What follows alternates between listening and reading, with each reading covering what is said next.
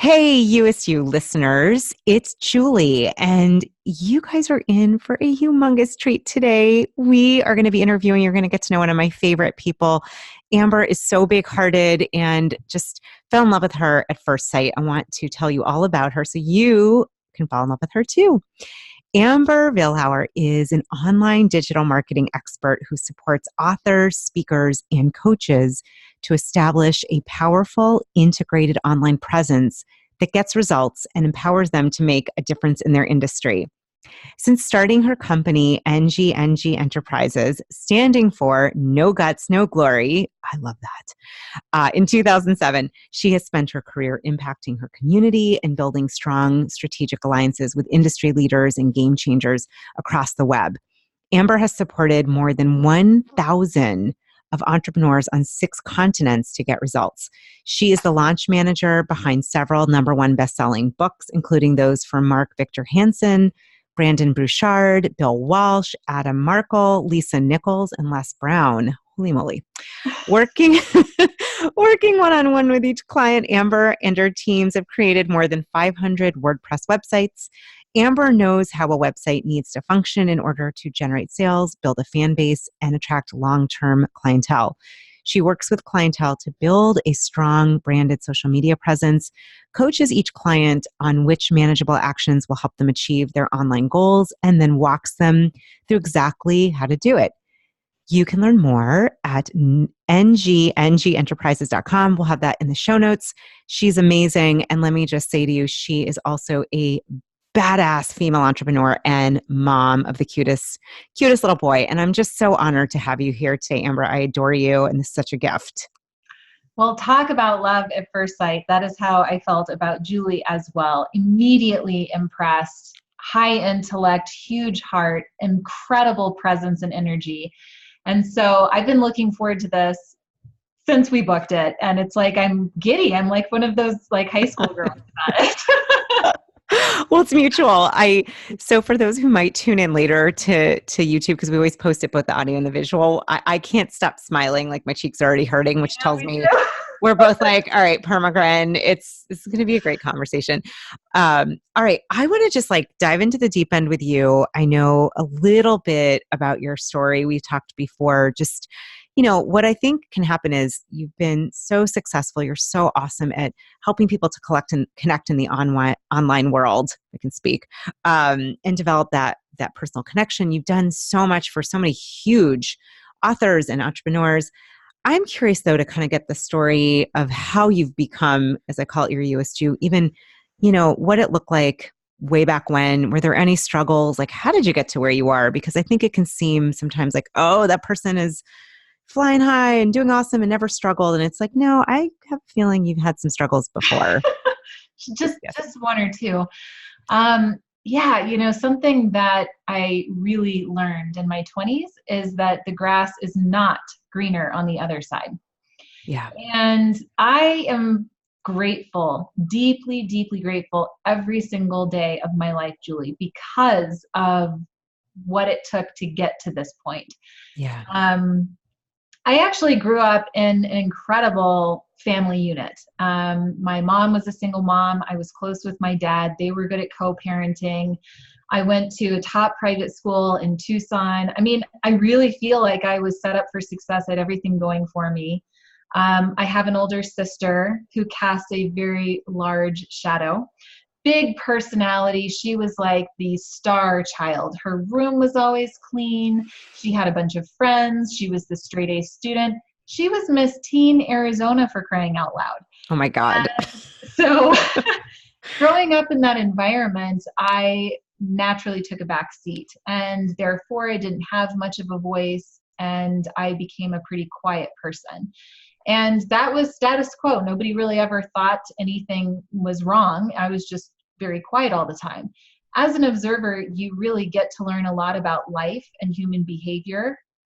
But unfortunately, I didn't have a strong mindset. And so I started to believe that I was small, I was not worthy, I was not likable. I didn't have friends growing up. And by the time I got to high school, I failed out of algebra. I wasn't doing well. I started smoking. I was acting out, really. I was just lost. And so I was making bad decisions. And you saw the caliber of person that I was hanging out with, these supposed friends that were really not my friends at all. But the caliber of person just started to go down and down and down, because that's who I felt like I was good enough to be around. Until I was about 16, and the caliber of people that I was hanging out with were people that were 16 years old and living alone in an apartment. They weren't even living at home with parents. Wow. They were doing drugs, coke, getting drunk on the weekends. Now, I am grateful that I had the smarts not to do those drugs, but I was still in the environment. Yeah. And really, it came to a head for me, Julie, when I was 16 years old. Mm. And I went into a party one night, but what I didn't realize is that party was set up for me. And that night I got jumped by 5 girls, and I was badly beaten. And out of that experience, I was crying, felt so low and so lost. And I remember this moment later that night where I was looking up at the stars and crying, and I just literally faced myself, and I asked this question of, is this my life? Is this what it's going to be like? And that scared me so badly. And I got this overwhelming feeling that if I kept heading down this road, that I was going to live a very short life. And so I knew in that moment that I had to make a change. I didn't know what that change was. I didn't know how to do it. But what ended up happening is, decision by decision, day by day, I started to make decisions based on the life I wanted to have, who I wanted to be. And that's what got me out of it. So I started going the office hours and improving my grades. I stopped hanging out with those quote friends. I started staying in on the weekends, and I just cleaned my act up. And I graduated high school with honors. I moved forward into college, where I found Cutco Cutlery. And ever since then, my life has been on just a massive uphill trajectory, like a comet through the sky. And it's been unbelievable. Wow. Wow. I so appreciate you sharing so vulnerably, Amber, because, to go through something like that, especially at that age, I mean, we hear stories all the time where girls take their lives over that. And thank goodness you realize it was a moment of inflection, that's not who you are. That's not your life. And I'm so sorry to go through that. I mean, that's horrendous, I'm sure. And even watching you, you can tell it's obviously still emotional. And it sounds like it really helped to make you that much more strong and connected to who you are and how you want your life to be and choosing it. That's something that I got from what you just said. It's emotional, but it's emotional in such a beautiful way. Yeah. When I was 21, I went to a Tony Robbins conference. Tony wasn't there. I actually watched videos of Tony in a room full of 100 other people. Like, that was, anyway, the event. It was kind That's so funny. Okay. That's all I could afford at the time, right? And right. So at that event, though, I really had this breakthrough of realizing that I did live my life feeling not good enough, and I didn't want to keep moving forward that way. And actually, out of that event, I went home and I started writing a book. And I now call it Rescuing Me, A Teen's Journey from Lost to Found. I completely finished the book in 4 months. It just poured out of me. It was my entire story documented. And there were several other really ugly things that happened right around the same time, but that was sort of like the pinnacle moment. And writing that book really allowed me to just heal and get closure and gain strength from it. Yeah. So yes, looking back on our traumas, it is always going to be an emotion for sure, because it was so impactful, meaningful. It set the tone for the rest of your life. Right. My son is being shaped out of that experience, right? In the way that I behave to him and the values that I'm going to instill in him. So, but it's coming from a really strong place. And I think you really can get to that place with all of your trauma. I love how you've transformed it. And it's funny because one of the things when we connected, one of the first things that popped out to me is just this, as I think I said in the intro, like your heart, big heartedness, connection, like you have an ability to really, and I know you do this in the online world, which we're going to talk about because I think that a lot of people struggle with that and feel often lonely in the online world. But I can see just in getting to know you and connect with you, I was like, who is this like amazing powerhouse, big-hearted woman? Like you just ooze that. And so it's amazing to me hearing your story. I remember when you told me that, first of all, I was like, wanted to cry, and I'd have never beat anyone up, but I was like, who are these ladies? Like, I'm not sure what I would do because I'm not so great like that, but I certainly would like to give them some thoughts. But just to hear how you've transformed, you've turned that into such a positive. And I think for anyone listening, when you've had some kind of trauma, was there a question you asked yourself? I know you said you like looked at the stars, kind of did some soul searching. Do you have any thoughts on kind of what has helped you to transform that, or maybe some pieces from the book you wrote that you could share?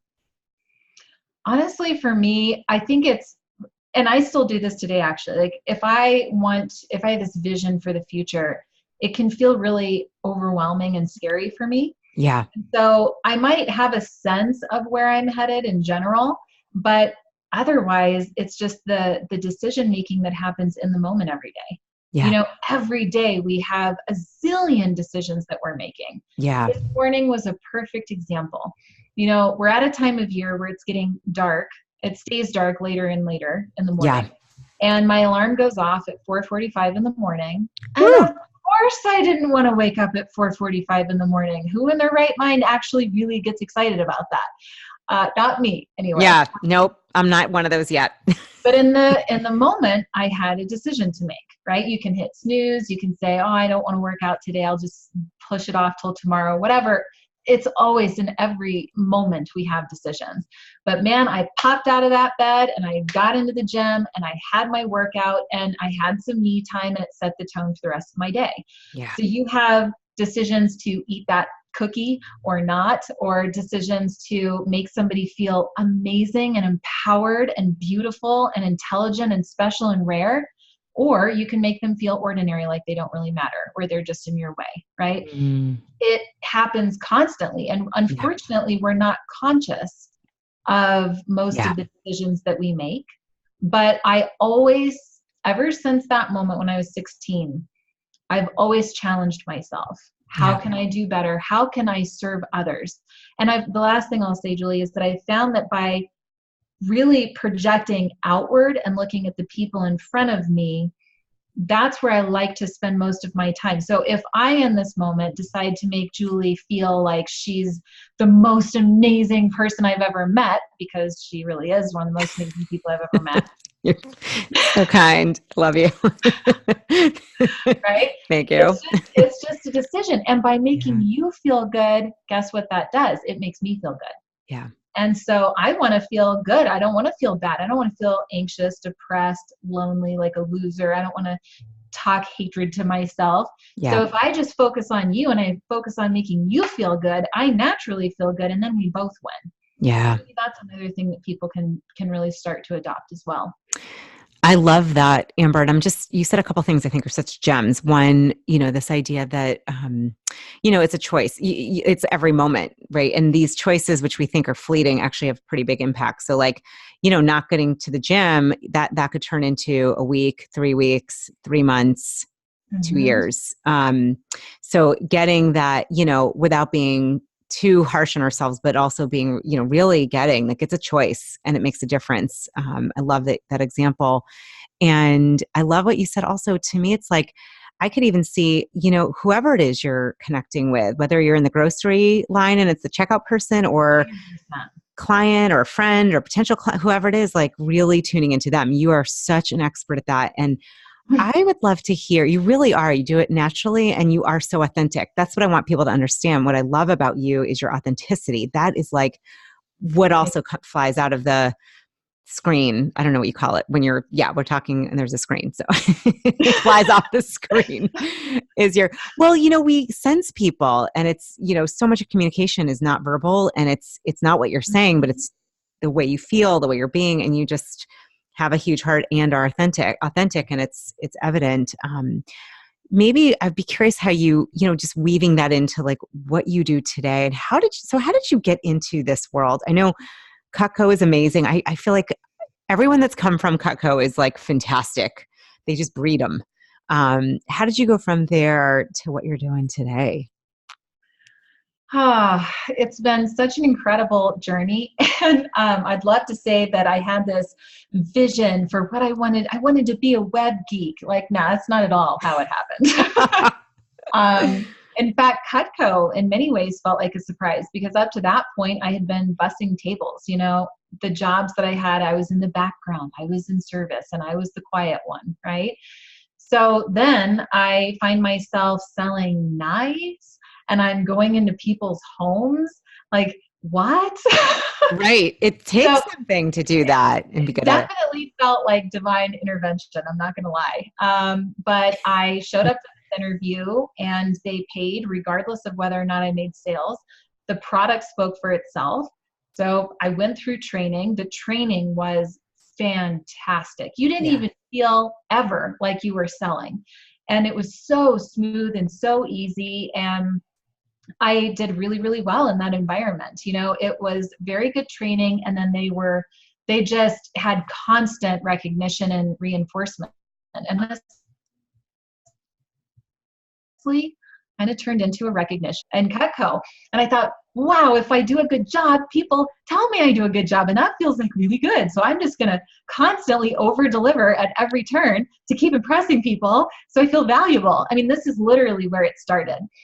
And I think this is where my drive started and my hunger for achievement. And sure enough, within 5 years at that organization, I had broken many national records and I was helping to run a division and managing lots of receptionists and putting on events. But I got to this point where I just felt like I had soaked up everything that I wanted to soak up in that experience. And I was ready for the next thing. What's the next thing, Amber?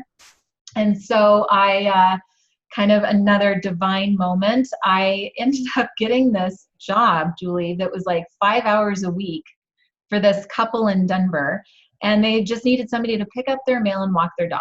And I thought, perfect, I will do this kind of easy job while I figure out what I want to do with that book that I wrote.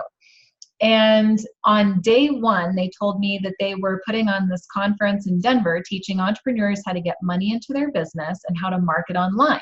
Oh my gosh. And they said, do you know anything about the online world? And I said, I have no idea what you're talking about. And they're like, do you know the word blog? And I said, I have no idea what you're talking about. Oh my gosh. I knew nothing. And this was about 15 years ago. Wow. And anyway, long story short, they learned that I had a talent for event planning, marketing, design, business in general. They asked me to come on full time and run those events, which I did. And that's where I learned about the online world. I met some of the top internet marketing experts of all time. They taught this thing about blogging and how you could get this exposure. And I thought, cool, I'll start a blog. And then I taught myself code. So I built websites and I started offering that as a service. And then I thought, gosh, I don't want to have to go out there and wait for people to come and find me one-on-one. And then I got the idea to form strategic partnerships where I would go to other organizations and develop a meaningful relationship with them so that they would invite their entire community over to my agency and I would build their websites. And it was just an easier way to grow. And I just knew that I had to provide an excellent customer experience. I had to show up, do what I said I was going to do, which came naturally to me at that point. And the rest is history. Honestly, over the years, we've had many strong strategic partnerships still to this day. Our sales have continued to rise. The team is in harmony. We're making a huge impact on the influencer world, both big and small. So yes, I've worked with the big Nichols and Les Browns of the world. Yeah. And I've also worked with people who influence, but have a very small community. And, you know, I love it all. I love the whole thing. Wow. Okay. First of all, like badass powerhouse woman in the house here. Like you, I love the whole like female learning to code. There's something about that that's just in a world, especially then that was mainly men, I would assume. Still is. Yeah, still is. Yeah. And it's one of the reasons, y'all, I love Amber. It's also you just have this awesome balance of the no guts, no glory, and also just complete like open-heartedness. You have such a beautiful balance. I love how you listen to your the intuition that guided you. And, that to me, I believe that's what's possible when we really get into that flow and following our strengths and what we love and what we're good at and just listening to your story. Yeah. Thank you. And I'm learning every single day. I mean, just because I had that moment when I was 16 doesn't mean I haven't looked at myself every single day since then. Yeah. What am I doing that I'm proud of? And what am I doing that I'm not proud of? And how can I condition myself to stay in balance or to control my mind as much as possible? Yeah. My mind can think really ugly, paranoid thoughts. I mean, it's honestly pretty ugly up there sometimes. Oh, sister, I get it. I was just laughing with my husband last night about it, but it's real. This is the human experience. And I just keep focused on wanting to help others feel loved, heard, seen, and valued. I then feel that way myself, and I just try to stay disciplined. I try to stay in routine. And when I get out of that routine, that's when things start to go south. So I've learned a lot about myself and how to operate my own energy so that I can sustain that energy, because I'm a very excited person naturally. I find the good in things easily. You never stop learning. You never stop going inward. I love what you're saying, Amber. And I'm just thinking, I can hear people who are listening like, okay, what is she doing? Like, talk to us about your routine. And I'm thinking, look, I'm somebody who I use a routine. It's not my favorite thing. I like things to change up a bit, but I found having one also really works. But I'd love to hear, like, what do you do? What does that look like? What works for you? What can you share? Because I can hear people who are like, all right, what is she doing? How do we do that? Well, this is really great. So I definitely try to maintain a routine where, okay, I get up at 4:45, I do my workout, I take my time getting ready because I know if I'm rushed, it's going to throw off my whole day. And I get my son up by 7, I'm in the office by 9, I stop working by 4:30, I get my son, so I do have that type of routine, but if I need to shift it around a little bit, there's flexibility for that. I'm not super hardcore, but I guess what I more mean is the routine of, for example, in business, something that I learned. At the end of every day, before I end the day, I write out just a brain dump. I write out things that are on my mind, whether I can get them done tomorrow or a month from now or 6 months from now. I just brain dump. I will write out my to-do list for the next day. And I'll think about the calls I have for the next day. And it doesn't take me long. Now I can get that whole process done inside of 15 minutes or less. But I end the day that way so that when I walk out that door, I can be fully present to my family. That time is really important to me. If I didn't brain dump, I would be distracted thinking about all of those things that I need to remember. So I actually travel a lot. Therefore, that disrupts the routine. But most important that when I am home, that I have things like that, little practices that keep me on track, because my life is extremely full. I mean, every minute is accounted for. And I dig that. I want that. I want to feel like I'm maximizing my potential every single day. But it's very full. And inside of my company, I have a big team. I have a lot of clients. I have a lot going on. And so staying structured, staying organized just helps me feel like I'm more in control of it all. And it allows me to be much more productive, much more efficient. And so even the routine of having a significant or an ample amount of time to get ready in the mornings. So if I have a full hour to get ready, even though really I could get ready in 15 minutes if I needed to, but I like taking my time. That routine for me really just gets me into the right zone for the day ahead. And therefore I hit my marks in all ways throughout the rest of the day. So I guess it's more like that. I love it. Girl, what time do you go to bed to get up? Like, I'm just like, how do you do that? It depends. And it's also tricky because I have an almost 3-year-old. So sometimes he will wake me up once at night. If he's sick or something like that, he might wake me up 4 or 5 times a night. And so my goal is to sleep 7 hours a night, on average. So sometimes I might go to bed if I'm wiped. I'll go to sleep at 8:30 or 9. Sometimes I'm staying up until 10. It just kind of depends. But I would say somewhere between around 9:30 might be an average. Nice. I'm like, I just got to know because that is so, that's amazing. I'm striving It's to get up hard. then. Yeah. It's very hard. I mean, but you condition your body just like you condition muscles in the gym, Yeah. right? And if that's something that, let me give this to you and the listeners. This actually became possible for me once I realized that by setting my alarm at that time Yeah. and waking up at that time, that meant I was putting myself first for the day. Yeah. Up until that point, I was notoriously putting myself last because I had a new baby. And so the baby was first, the husband, the needs, the errands, the business, everything else came first. I love it. I, over time, was really suffering through that. And it wasn't until January 1st of 2019, by the way, where I thought, you know what? I don't want to wake up early. Why would I want to do that? But if I wake up early, then that puts me first for once. And that felt so exciting to me, so refreshing to me that that's all the motivation I needed to get up. I love this. And, for everyone listening in, whatever that time is for you to give yourself that time first, I think whether because your children might be grown or you might, whatever it is, I love this. I love that focus.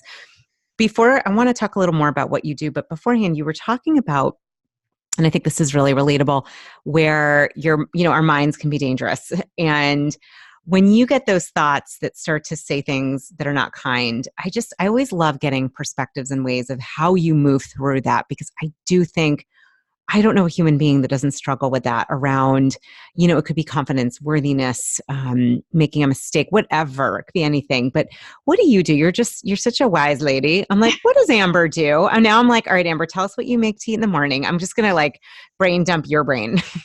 No, that's great. And honestly, I could probably deconstruct it a little bit further. And it's just a grand experiment, right? Sometimes one thing works, another time it doesn't. But for me, I think the first thing that I do is try to just develop a fast awareness of it.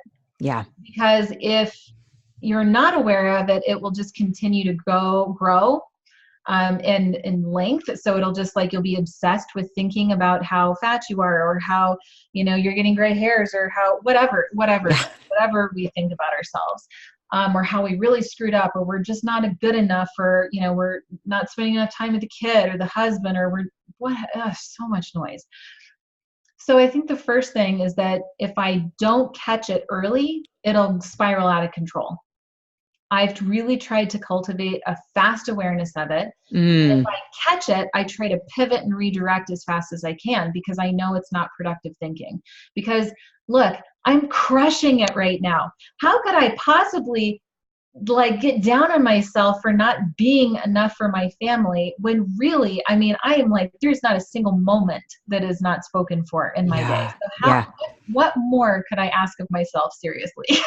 Right.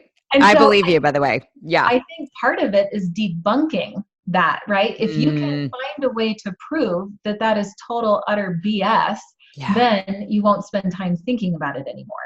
So I think awareness, pivoting and redirecting quickly to start thinking about something else. Love it. Debunking it. And then also I try to look back on my past, and I just try to think like, have I been here before? Yeah. And is this really true? And what could I be thinking about instead? So then I might start thinking about, okay, instead of thinking about all the things I'm doing wrong or falling short on, what's something that I did today that was like super awesome, where I crushed it, or I conquered it, or I was really proud of myself. And then I start focusing on those. Your mind will start to look for evidence to support any thought, right? Love it. So start thinking, oh my gosh, I'm a bad mom. I will find evidence everywhere that I'm a bad mom. Yeah. Whereas if I focus on I'm a good mom, I'll find evidence everywhere that I'm a good mom. So you really do have that control. And I think the fast awareness is your best path forward. I love those nuggets of goodness. No, I love it. I mean, it's training yourself to really shift the question. I believe in that 100%. I absolutely believe. Well, and I think for everyone listening in, you are running a very, an incredible business, and you are a mom, and you have a spouse. It's not like you're just in a vacuum. And I think most listeners have other things going on, and it's just so relatable. And And I'll say it's amazing because I remember when I went to your amazing event, the Author Up event I can't even say where, in Pennsylvania. It's in, what is the name? It's Pennsylvania. Lidditz, Pennsylvania, and the freaking coolest hotel that had Lady Gaga and Beyonce there in the middle of like farming Pennsylvania. And I highly recommend, if you're an author to be, you got to check this out, the Author Up event. And I know you have other things too. I was just amazed by your energy. I'm like, all right, I know this girl has a young son. Like, what is going on? So this is super helpful. Thank you for pulling back the curtain, lady, because I wanted to know. No, that's great. Yeah. I mean, I think that it's just having balance is what Yeah. helps you drive the energy too.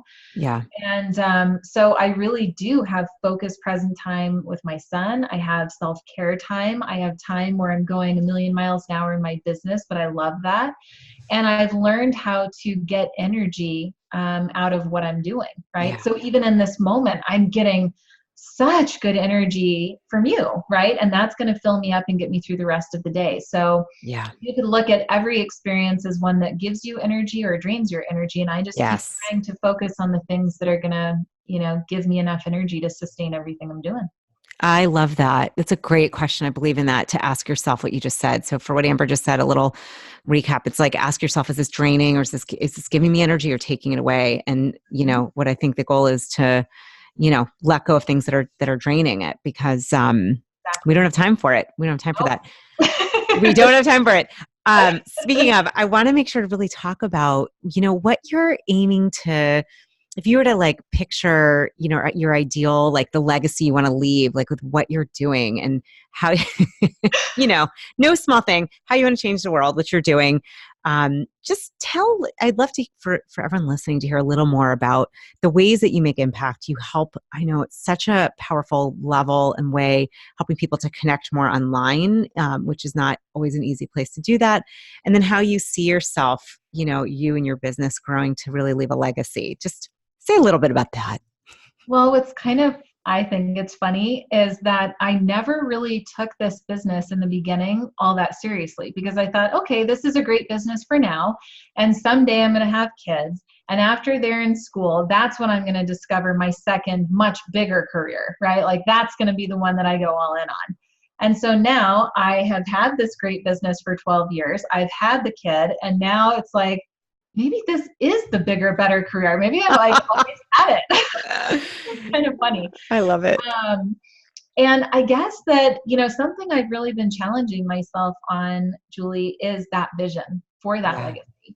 I tend to be a person that is really in the moment, and I'm very present. So I know that there are great, big, amazing things ahead in my future, but I haven't defined it. I don't have a roadmap for it like other people do. Yes. And I challenge if that's a good thing, so that I can be flexible to change. And therefore I just see with like hyper color all of the opportunity that's everywhere right now.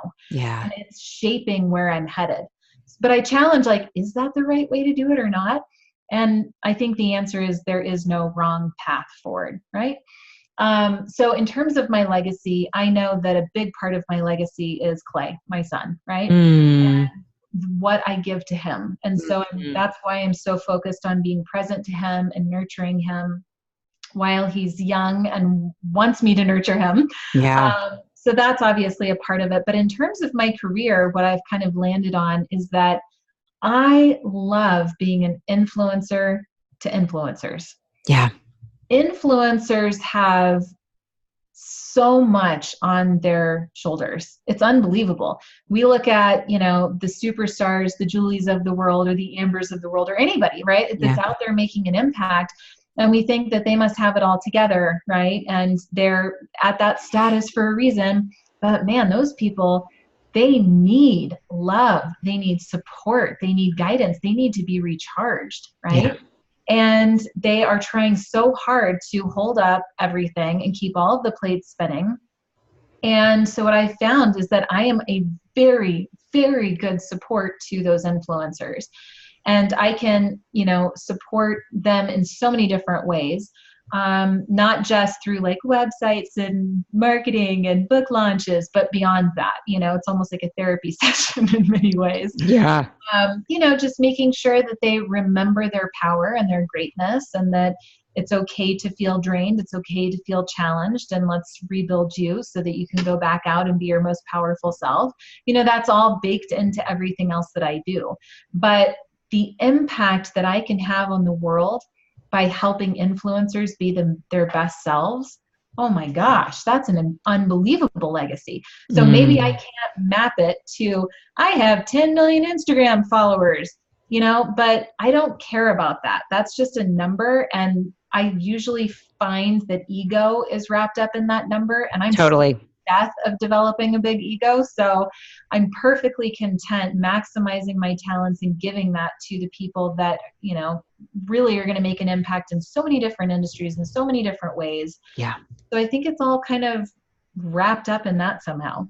I love that answer. Well, number one, I love that you're constantly asking, how am I to make the biggest impact and serve, and following that. And it sounds like maybe rather than like visioning out the legacy, it's like you have your values that really speak to you and that you live by. I mean, I'm hearing them come through. It's service and impact and uplifting and encouraging and empowering and love. I mean, supporting and guiding. I mean, it's so interesting, that's what comes out of you. And I think oftentimes, I know people oftentimes try to fit in a mold or try to be, even you can see this with those looking to make a bigger influence. Like I've always believed, like, get inspired by someone else that's doing what you're doing, but don't be them, because you're not them. Yes, 100%. Don't go there. And I love you are just listening to your own inner guide and values. And I think I know that's part of the reason you've been so successful, but also love that there's these values that guide you. I mean, they're just coming through as you speak. And I think for those listening too, it's like for me too, I don't always get that vision. I just know I really want to impact, humanity to feel more self-love and connection. And sometimes that can be like what you said, that can be making an impact and supporting those that are influencing. That can be enough, and you don't have to know the rest. Mm-hmm. And I just have to come back to something that you said earlier, that really just embracing you, kind of. Yeah. I love that. I think I was really scared to do that initially, because I thought, oh man, what if I'm not well liked, or what if this, or what if that, or can people handle my weirdness? And I'll never I'll never forget in my mid-20s, I sent out this newsletter to, like, I don't know, very, very few people at the time. And in that newsletter, I said the words, "Holy cow." And this woman, Rhonda, replied, and she's like, "Oh my God, I thought I was the only other one on the planet that said holy cow. That's great." Well, now what's really funny is I hesitated on if I should put holy cow in my newsletter, because I thought, is that professional enough? Does that fit the box? Does that fit the mold? Yeah. And Rhonda embracing holy cow completely shifted things for me. And I thought, you know what? What the hell am I doing? Yeah. I'm just going to be me and see what happens. Yeah. Fast forward all of these years, it's like what I've realized is the more I am just me, the easier it is. I mean, wow, talk about saving energy, first of all, and getting energy. Yeah. But people respond to it so well. Right. And so I feel like we try to hide and protect ourselves, but really we should embrace just putting ourselves out there, because it gets so much better when you do every single time. Oh, that's such great wisdom. I love that. Yeah. It's really just, it's being true to who you are and being okay with that and putting that out there. I love that, Amber. Such good wisdom. And so, sorry, something else. This is what I advocate so much about using video online, right? Yeah. Tell us about that. Me for any length of time, I am constantly telling people to do more video online, because video is the fastest way to make human connection in a digital world, right? Yeah. It's better than text. Tone is often misunderstood and misread. People are scanning text, they're desensitized, they're not paying attention. Right. But on video, you get to see my enthusiasm, my eyes light up, a big old smile, my forehead scrunches up, and that energy comes through and it makes an impact, right? And so that video is the greatest way to make human connection in a digital world. And I feel like what happens with video is when you are just fully authentically yourself, what's cool is that the right people that are a total fit to work with you, like Julie, Yeah. I love you. Yep. Love you. Julie's going to watch my video and be like, oh my God, I love her. And we are going to hit it off. Yeah. But somebody who's not a fit, who thinks like, wow, she smiles too much. She talks too fast. Like, I don't like her energy at all. She's way too excited for me. They're going to naturally go elsewhere, and I'm never even going to know about it. They're just Right. going to move on, which means that only the best people, my people, are getting attracted into me. So it is like living in heaven right now with the people that I get to connect with. Therefore, it just reinforces the more you're yourself, and in the digital world using video, the more you attract the right people in, and it's magic. Oh, that's such a great piece of wisdom. And I would say, for those listening, if you have a business, and by the way, I could do much better with this. Actually, I just uploaded Loom finally. Yay. Because of you. I'm like, I love her. I get emails with video messages from Amber, and I'm like, this is so fun. This feels so personalized. It feels like a little gift with a box and a bow, but it's just video. And I'm thinking for those, even if you don't have your own business, it's a great way to connect with people or reach out to someone you haven't talked to in a while. This is like, this works no matter where you are in your life. Could you give like one quick tip maybe for those that are like, I don't really use video a lot. I'm not so great at it. I don't know, just a quick old little, like, how can people use video and connect more? Sure. If you don't have an online business, why don't you start experimenting by sending video text messages? Just today, I reached out to a colleague of mine. Now I could have sat there and typed out a text message, or instead, I just recorded a quick video, sent it on. Way more personalized, meaningful. Wow, you took the time to do a video. It's like, what is faster than texting the whole thing out anyway, right? Yeah. So I think just in little ways, experimenting with video. Also earlier today, I took my iPhone and I was in the middle of writing out my to-do list, and I just decided to record a quick 3-minute video, literally like this, of cameras flying all over the place. And I said, do you ever feel like you don't know how to prioritize your day? I have 50 million things going on today. And what I do is I just show them right there on my to-do list what I do in that moment, prioritizing. So it can be something as fast as that, or replying to an email, just using video that way. I mean, just be yourself and just try it, and you'll see it's really not hard, and it saves your time like crazy. So awesome. Brilliant.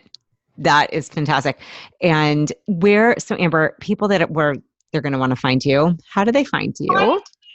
Find me, connect with me. Yeah. I would love to have a conversation and relationship with you. Everybody listening. I'm everywhere. You can Google Amber Vilhauer. I know you'll put my web link in the show notes. Yeah. I'm all over social media, so whatever network is yours of choice. I publish weekly YouTube videos that give you tips and tricks on how to grow your business online, but not fluffy stuff where you leave and you don't really know what to do next. I am hardcore giving you real value on every piece of content that I put out there. I'm always doing live streaming. I'm like super easy to engage with. So just reach out anytime. I'd love to actually build a real relationship with you. Awesome. And I would say if you want to up level it, people send her a video. Hello. Yes! She loves it. And she's so good at responding. Yeah, I love it. Totally respond. Yeah, you're the best. No, I'm just thank you for being just so, you're you, it's you, authentically you, just so real, really.